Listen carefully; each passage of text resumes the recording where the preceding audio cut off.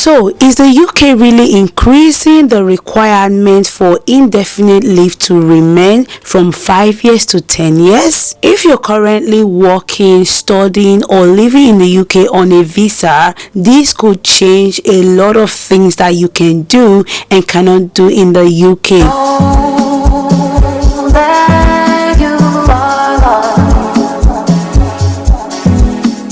Hi everyone, welcome back to my YouTube channel. My name is Tovia. On this channel, we break down the UK immigration and visa news in simple terms. So make sure that you do subscribe to my YouTube channel, like this video if you want to know all of the new UK updates that can actually impact you if you are on a working, studying, or living visa. What is indefinite leave to remain, which is commonly referred to as ILR? ILR is the UK's version of permanent residency. It gives you the right to live, work and study in the UK without any time limit, and it's usually the steps before you can apply for British citizenship. And as of right now, for you to be eligible to have the UK ILR, which is the indefinite leave to remain in the UK, you need to have lived in the UK for a period of 5 years on certain visas, by the way, and you've not got any time restrictions for you to be able to work or live in the UK, and that you're able to access other benefits and health care. So now that you know what an ILR is, what is currently changing, why do we have to make this video for you today? As of the moment of making this video, the UK government is actually planning to increase the requirement from 5 years to 10 years if you need to apply for an ILR, and that is double the time.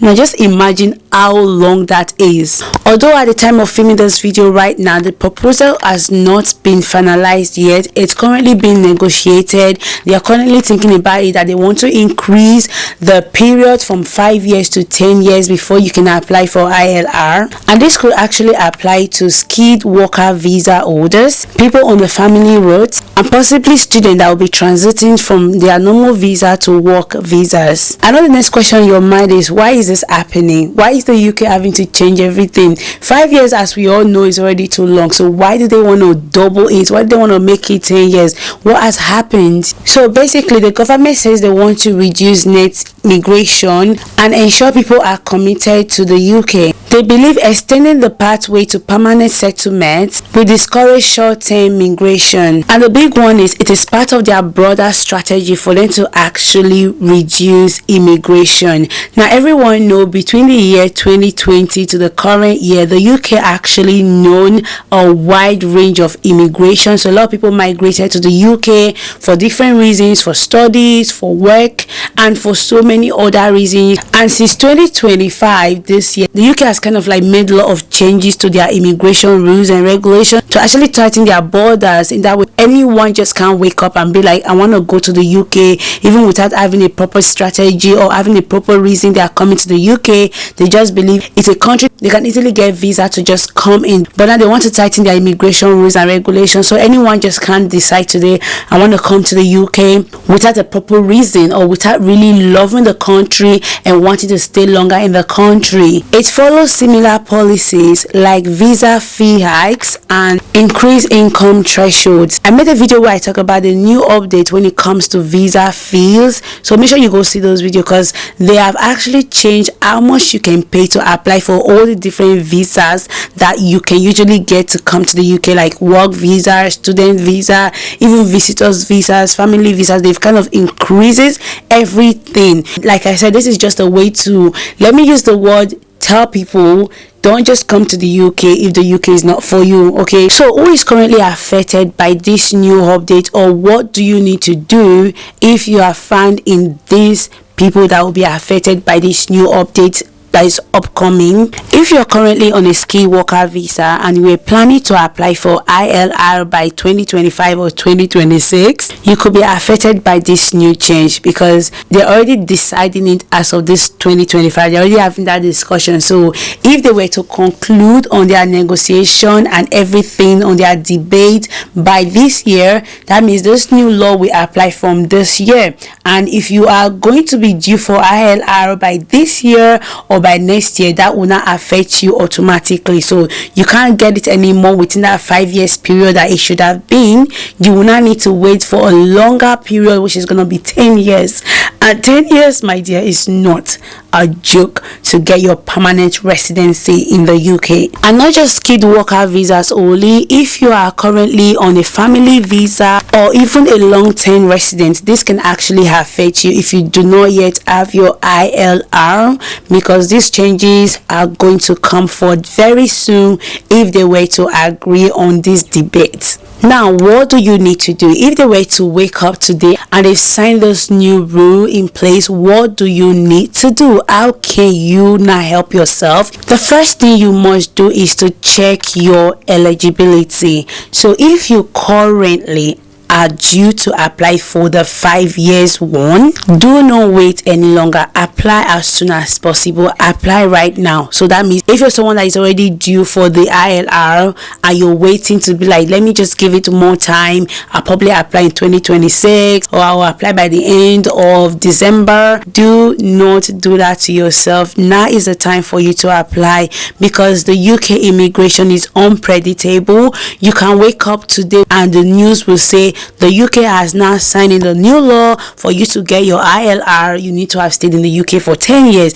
And imagine you that was originally due, because you decided to take your time and wait too long, now you fall into the 10 years gap. So if you are already due, it's okay to check your eligibility. Now I'll put a link on the description box for you to check if you are currently eligible for UK Indefinite Leave to Remain, and if you are, do all you need to do and apply as soon as possible. Okay. And the second thing you need to do is to keep documents in order. And that means any document that says you've been in the UK for the past 5 years, any of your financial records, proof of your employment, and many other documents that needs to say you have been in the UK for the 5 years period. You need to start gathering all of those documents right now and keep everything in check, keep everything up to date, because this is the UK and you know how it works.